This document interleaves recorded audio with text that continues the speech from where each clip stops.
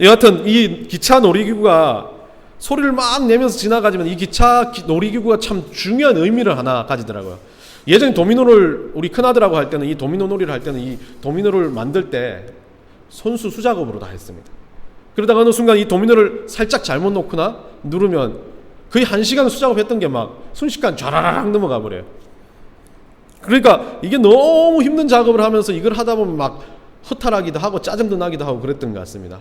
그런데 이 도미노 놀이는 그런 걸 즐기는 거지 않습니까? 하나하나 인내를 키우고 또 뭔가 계획해서 만들어가지고 마지막에 성취감을 주는 게 이 도미노 놀이인데, 이 도미노 놀이를 하는 이 옛날과 발전된 요즘은 그냥 기차가 이걸 놔준다니까 너무 좋은 것 같아요. 왜 도미노 놀이를 제가 이야기를 하냐면요, 이 은사와 직분과 도미노 놀이에 공통점이 있다는 겁니다. 직분과 은사를 이야기하며 도미노를 이야기하는 건 이 도미노 놀이에서 우리가 직분과 은사의 공통점을 배울 수 있다는 것을 말합니다.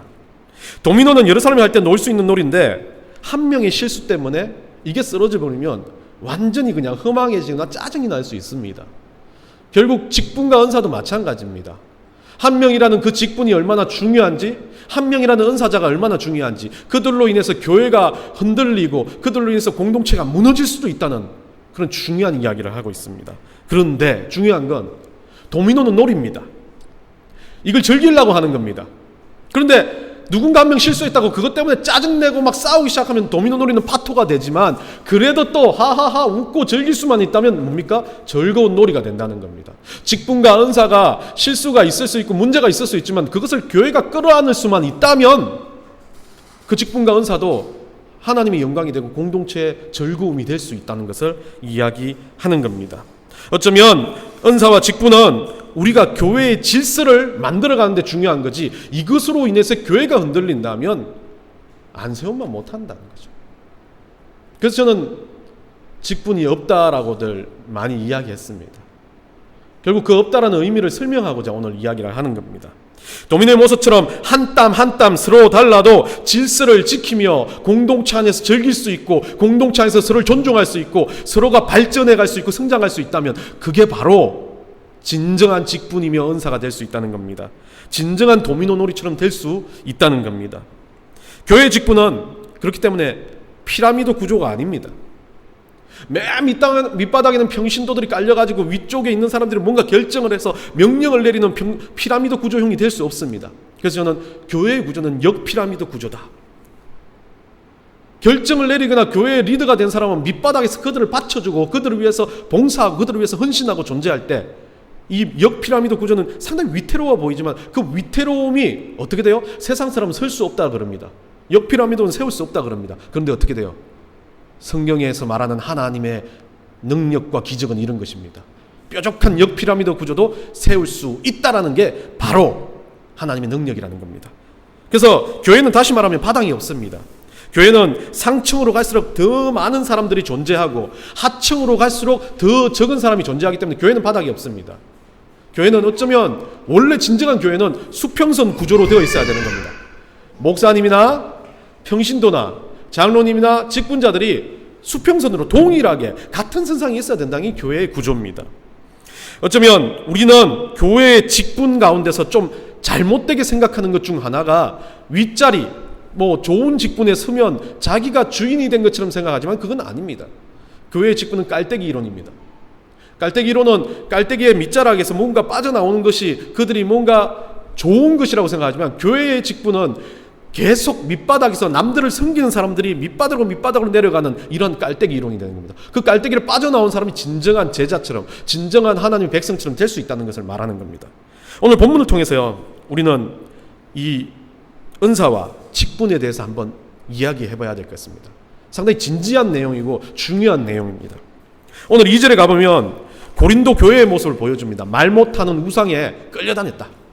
고린도 교회는 이 아덴에, 지금 아테네부터 상당히 그 서쪽으로 64km 지점에 있는 지중해를 저쪽 스페인, 지금에 말하는 스페인을 바라보고 있는 그 어떤 지역의 항구 도시 중에 하나였습니다. 근데 그러다 보니까 이 고린도는 항구 도시였기 때문에 무역의 중심지였습니다. 지중해 무역에 쉬어가는 장소. 그리고 지중해 무역의 중심지와 같은 역할을 했습니다. 그러다 보니까 이 교통과 무역의 중심지였던 여기에는 안전한 항해를 기원하는 우상숭배가 발달되어 있었습니다. 얼마나 이 도시가 발달했다는 증거는 2만 명을 수용하는 야외 콜로세움이 있었다는 겁니다.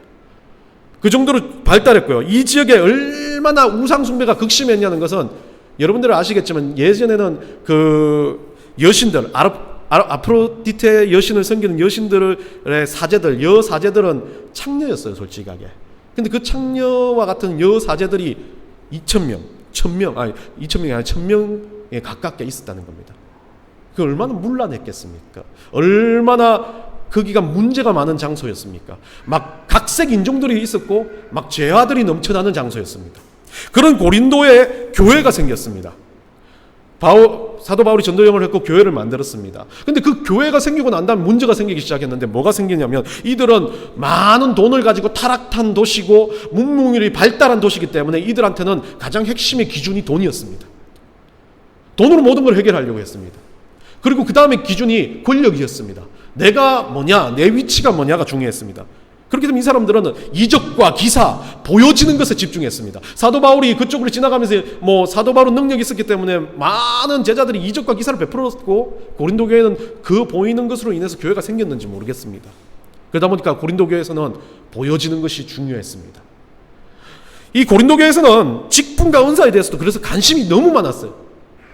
직분을 세우는 것에도 관심이 있었고 은사자에 대해서 관심이 있었습니다. 병 고치는 은사, 신유의 은사 이런 것들이 보여지기 시작하니까 교회 안에 여자 신도들이 그렇게 은사가 생기니까 사람들은 그들을 따르고 그들 앞에서 막 직분도 파괴하고 질서도 없어지기 시작합니다. 그래서 사도 바울이 뒤쪽에 가보면 고린도전서 끝자락에 갔으면 여자들은 교회에서 잠잠하라 할 정도로 막 과감하게 이야기를 합니다. 이유가 그겁니다. 그들이 잘못된 형태로서 은사를 활용하고 있고 은사에 대해서 제일 모르고 있는 상태. 하나님 아는 지식이 부족한 사람들이 그 능력만 들어가니까 능력 안에서 잘못된 것들이 나타나기 시작하는 겁니다. 사람들은 어떤 직분에 대해서 기적과 이사에 대해서 관심이 생겨납니다. 오늘날 동일합니다. 교회가 건물이 대단하면 은혜 받은 교회라고 생각합니다. 교인이 수천 명 수만 명이 되면 그 교회는 능력 있는 교회라고 생각합니다. 고린도 교회와 다를 바가 없어요. 보여지는 것에 집중하는 겁니다. 그런데 물론 중요합니다. 은사가 있고 은혜가 있고 그 교회가 튼튼하기 때문에 건강하기 때문에 교회는 성장한다라고 볼 수 있지만 사람들이 보는 눈의 관점에 따라서 달라진다는 거죠. 보여지는 그 숫자와 보여지는 건물이 전부가 아니라는 것. 보이지 않는 진짜 하나님 안에서 그 안에 보이지 않는 한 영혼들이 능력이 있음을 우리는 바라볼 수 있어야 된다는 겁니다. 오늘 본문을 통해서 은사와 직분에 대한 이야기를 여러분과 좀 구체적으로 나누고 말씀을 마치고자 합니다. 첫 번째는 은사입니다. 오늘 4절에 보듯이 먼저 직분이 나오지 않습니다. 은사가 먼저 나옵니다. 은사라는 건 이 오늘 본문 4절에서 은사라는 단어는 카리스마톤이라는 단어를 씁니다. 카리스마는 여러분 잘 아시죠? 우리가 생각하는 카리스마는 뭔가 막 앞에서 대단한 막 사람을 흡인력 있게 끌어당기는 그런 능력 같은 부분을 이야기하지만 헬라어 원전의 카리스마는 은혜입니다. 선물입니다. 두 단어예요. 우리가 받았던 구원은 카리스마입니다. 하나님 주시는 선물이요 은혜입니다. 그렇기 때문에 헬라 원전에서 카리스마는 은혜라는 선물이라는 뜻입니다. 그런데 카리스마톤으로 썼습니다. 이 은사란 건 카리스마톤이라는 단어를 써요. 은사라고 썼는데 카리스마톤, 선물들. 다른 말로 하면 은혜들이라는 뜻입니다. 쉽게 말하면 이 은사라는 것은 하나님 주신 선물은 다양하다라는 뜻을 이야기합니다. 많다는 거죠. 여러 가지라는 말입니다. 그리고 두 번째는요, 이것이 우리에 의해서 받아지는 것이 아니라 주신 것이라는 겁니다. 선물은 누군가에 의해서 내가 그 선물을 받고 싶어. 우리 아들, 딸이 보는 뽀로로를 보니까 막 해리가 생일 선물 받고 싶다고 노래를 부르면서 이 선물 이러는데 포비가 선물을 잘못해줘요. 그래 삐지기도 하고. 선물은 그렇습니다. 내가 받고 싶은 걸 받을 수도 있지만 못 받을 수도 있습니다. 선물을 주는 사람 마음이니까요. 그래서 오늘 본문에 뭐라고 말하냐면 8절에서 10절까지 그 은사의 다양성을 이야기합니다. 가르치는 것, 신유의 은사, 영분별의 은사 이렇게 이야기하지만 은사는 주체라는 게 11절에 보면 중요한 구절이 나옵니다. 오늘 11절에 보면요. 뭐라고 되어 있냐면 이 모든 일은 같은 한 성령이 행하사 그 뜻대로 각 사람에게 나누어 주시는 것이니라.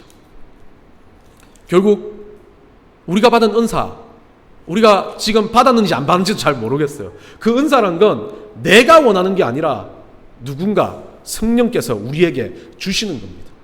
주체는 성령입니다. 성령이 주시고 싶지 않으면 안 주시는 거예요. 성령이 나를 보고 한성훈 목사가 갑자기 이렇게 키가 땅딸만한데 성령이 주시는 은사가 있어가지고 갑자기 농구선수, 배구선수 만들어 주시나요? 저는 그런 은사는 믿지 않습니다. 우리 성령님은 맞게끔 주시는 거예요. 다양성에 맞게끔. 한성훈 목사가 좀 나대기를 좋아하고 말하기를 좋아하니까 그래요. 목사가 되고 또 전도자도 될 수 있게끔 만들어 주시는 거. 그건 은사일 수 있습니다. 그런데 갑자기 내가 지금까지 해오지 않았는데 뭐 의사가 되고 뭐 다른 뭐 기능적으로 막 로켓을 발견하는 막 그런 사람이 된다. 꿈은 꿉니다. 상상은 자유지만 되게 참 힘든 겁니다. 그만큼 과거의 지식을 다시 쌓아야 되고 시간을 걸려야 되면 그리고 그걸 이해하는 능력을 가진 은사가 있어야 된다는 겁니다. 여러분들은 각자의 은사가 있습니다. 여러 가지 은사가 있습니다. 근데 성령이 주시는 건 누가 보기에는 막 좋은 것이 보여요. 소위 말하는 고린도 교회에서 병을 빡 꽂혀요. 막 사람들이 들어오니까 막 기도하니까 막 병이 떠나가요. 지가 한 게 아닌데 성령이 하신 건데 그 은사를 받은 거는 자기는 은사의 대리인이 된 건데 자기 한 것처럼 막 그게 잘난 체가 드는 거예요. 그런 은사 받고 싶죠. 저도 받고 싶습니다. 그런데 문제는 그 은사에 대해서 우리가 잘못되게 생각하는 겁니다. 그것만이 꼭 대단한 것처럼 생각한다는 거죠. 은사의 잘못된 이야기입니다. 은사는요, 교회의 질서를 따라 하는 겁니다. 14장 40절에 가보면 말씀에 우리가 한번 읽어봅시다.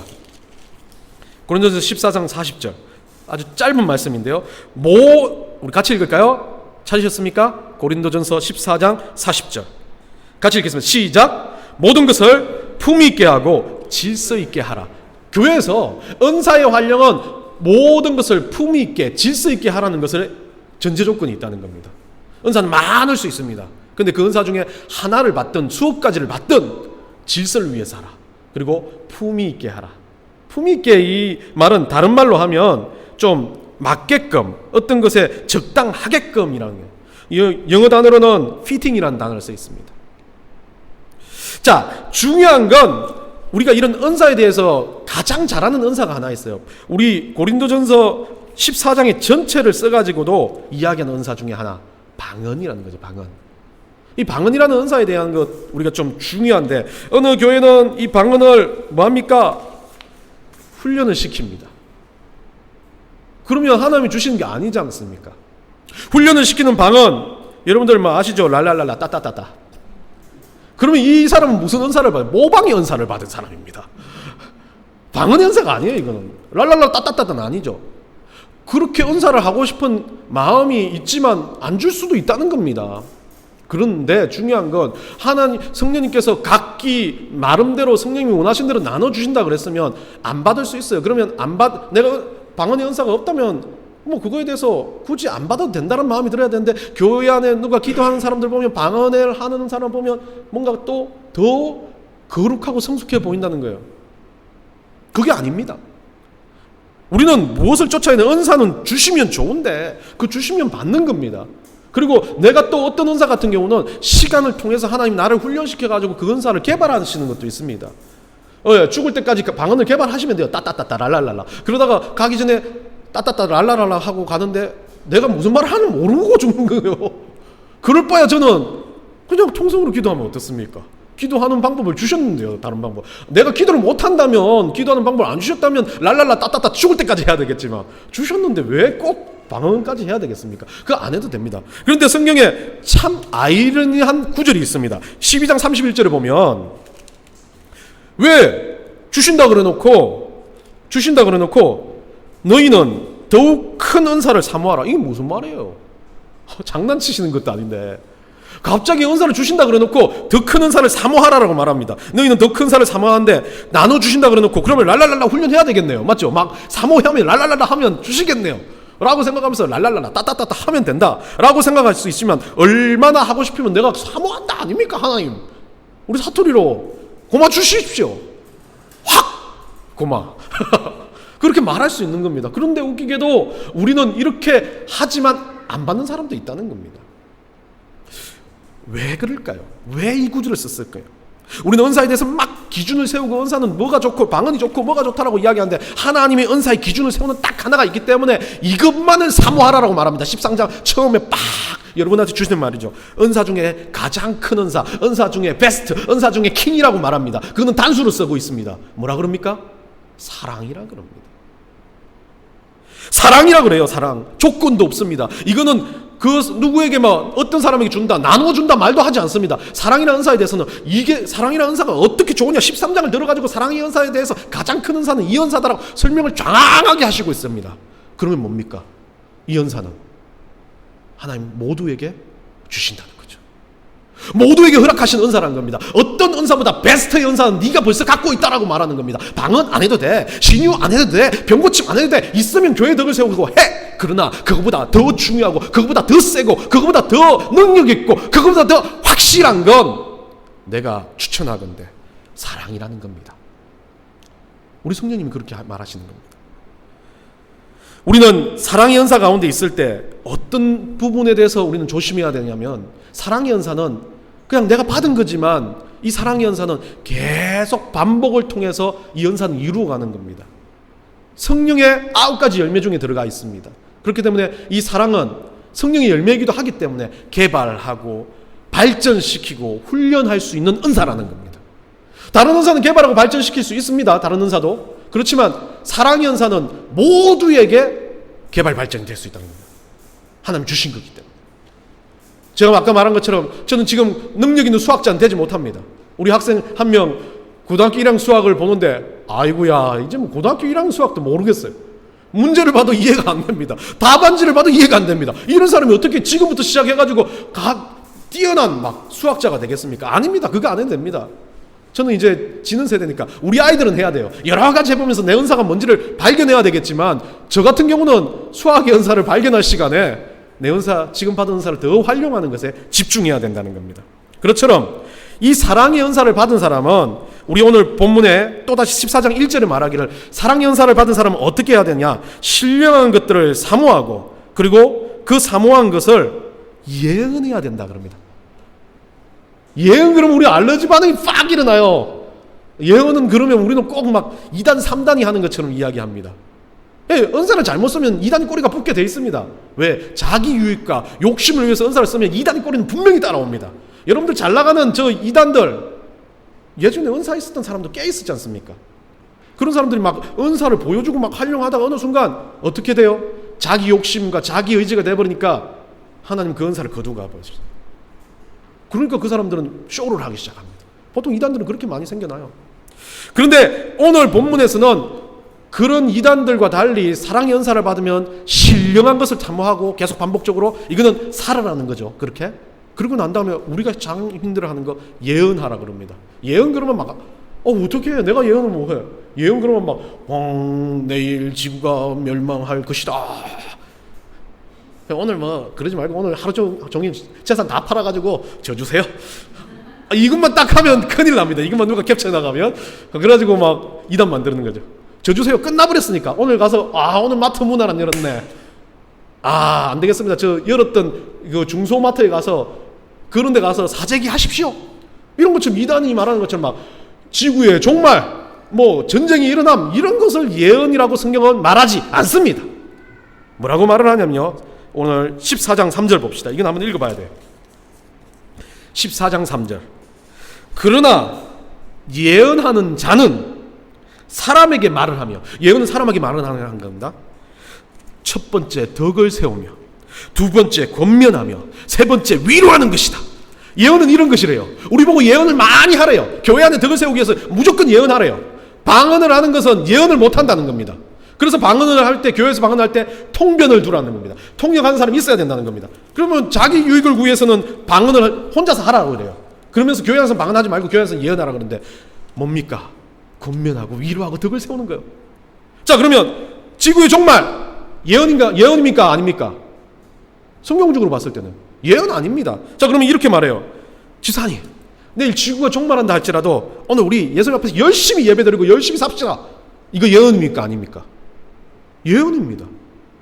오늘 하루를 살기 위해 위로하는 거잖아요. 힘을 북돋는 거잖아요. 집사님, 어느 집사님이 돈이 없어 힘들어요. 돈은 그렇게 중요한 게 하나님 것이잖아요. 집사님 얼마나 채워주실 수 있습니다. 집사님 열심히 노력하면 하나님 하실 거예요. 이거 예언입니다.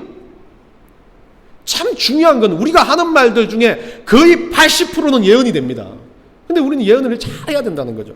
여러분, 은사는 모두 각자에게 성령님이 나누어 주셨습니다. 은사를 가지고 있는 우리 모두는 그 은사들보다 더 중요한 가장 각색, 병고침, 신유, 영분별 중요하지 않습니다. 그것보다 더 중요한 건 사랑의 은사입니다. 이 사랑함을 가지고 무언가를 바라보고 누군가를 위로할까, 누군가를 도와줄까, 누군가를 건변할까 고민하고 갈등하며 말들을 꺼내고 그것들을 교회에서 세울 때 그게 진짜 바로 예언이고 은사라는 겁니다. 오늘 우리는 진짜 우리 입술 가운데서 복음을 가지고 우리 입술 가운데 상대를 위로하고 건면하는 말들을 세워가고 우리가 진짜 하나님 앞에서 정직하게 거룩하게 사랑을 쌓아간다면 그게 바로 은사자라는 것입니다. 두 번째, 직분입니다. 5절에 보면, 오늘 읽은 5절에 보면 직분도 여러 가지인데 직분도 다양성을 이야기하고 있습니다. 그것에 대한 말하며 그 직분을 주는 사람도 주다, 우리 하나님이 다 같다라고 말해요. 처음에는 성령, 그 다음 주, 마지막에 사역에 대해서, 일하는 것에 대해서는 하나님이 해갖고 삼위일체 하나님이 교회 안에서 은사와 직분과 사역하는 것의 주체이시다, 중심이시다 라고 이야기합니다. 교회가 하는 일은 그 하나님을 위해서 일하는 것이지 다른 것을 위해서 일하는 거 아니다라고 말하고 있습니다. 그러면 직분을 받은 사람은 하나님을 위해서 일하는 사람인데, 이 직분이란 단어, 디아코니온이란 단어는 다른 뜻이 아닙니다. 이 디아코니온이라는 단어는 이 디아코니아라는 단수에서 나왔습니다. 섬김, 봉사입니다.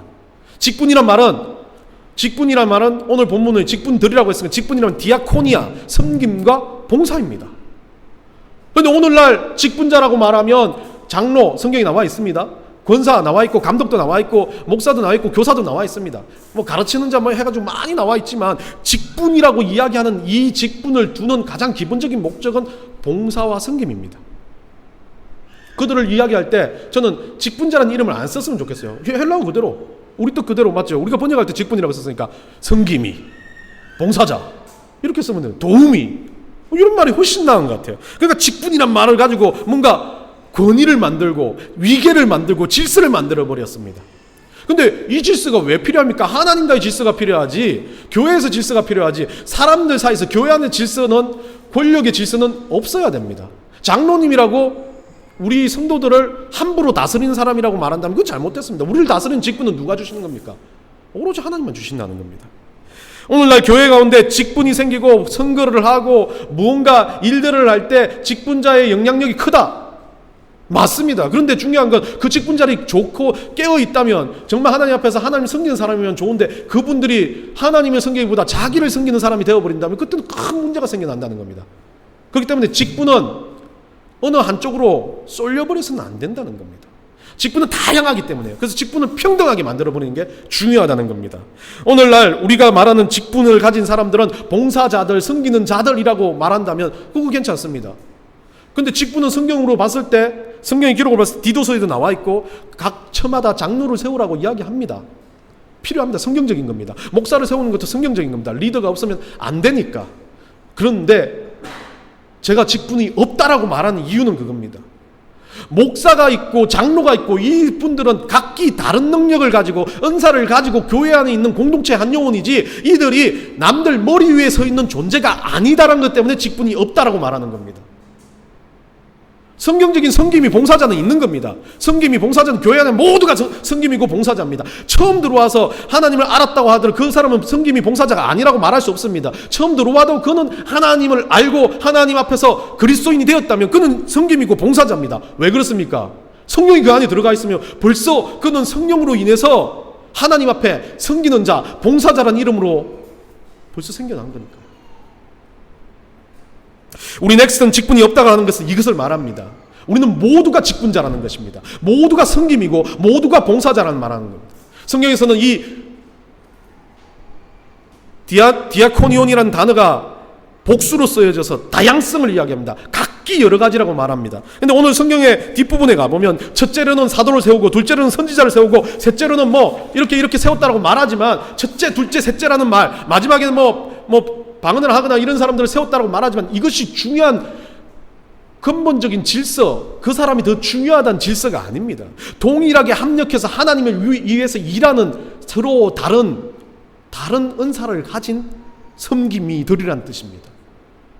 여러분, 질서에 따라서 장로나 집사나 권사나 직분들을 세우고 그들을 위해서 무언가를 해가는 거 중요합니다. 그렇지만 그것을 이해만 할 수 있다면 장로, 권사, 말하는 그런 집사, 안수집사라는 말을 쓰지 않아도 모두 다 섬김이, 도움이라고 말할 수만 있다면 그거 성경적인 겁니다.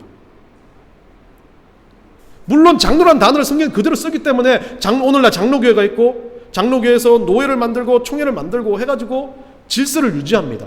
저는 그걸 파괴하는 것이 아닙니다. 그들의 마음속 깊숙이에 장로라는 것은 더욱더 큰 섬김이, 자기만 누가 봐도 내가 저들보다 더 교회 밑바닥에서 섬기고 싶다는 마음의 자세가 있는 사람인 거죠. 그런데 중요한 건 그것도 욕심입니다. 내가 저 사람보다 더 잘 섬겨, 내가 저 사람보다 더 잘 섬기기 때문에 장로가 된 거야라고 말하는 마음의 근거 자체도 없애라는 겁니다. 그냥 동일하게 저기에 있는 아이 하나와 똑같이 나는 교회 밑바닥에서 교회의 아주 기본적인 구성원으로서 살아가겠다. 그러면 그분은 끝까지 하나님 나라 갈 때까지 장로란 직분이라는 말을 쓰지 않아도 장로보다 더 존귀한 직분자입니다. 여러분, 12장 뒤쪽에 가보면요, 우리는 한 가족을 넘어 한 몸에 붙어있는 지체라고 말합니다. 그럼 이 지체는 서로 누가 잘났냐, 누가 대단하냐, 성경 기록에도 그렇지만 눈이 막 잘났다고 눈 뽑아버릴 수 없고, 손이 지 잘났다고 막 해서 잘못했다고 손 끊어버릴 수 없다는 거죠. 왜 그렇습니까? 그 이유가 이렇습니다. 간접으로 서로 눈을 뽑고 손을 발을 잘라낼 수 없다는 게 26절에, 오늘 12장 26절에 나와 있습니다. 제가 읽겠습니다. 만일 한 지체가 고통을 받으면 모든 지체가 함께 고통을 받고, 한 지체가 영광을 받으면 모든 지체가 함께 영광을 받는다는 겁니다. 직분자가 대단해서 영광을 받는 것이 아니라 막 하나님이 그 직분자를 앞에 놓고 목사님들 강단에 올라가서 막 안수했다 그래가지고 안수했다고 그것만 영광 받는 것이 아니라 동일하게 영광 받는 겁니다.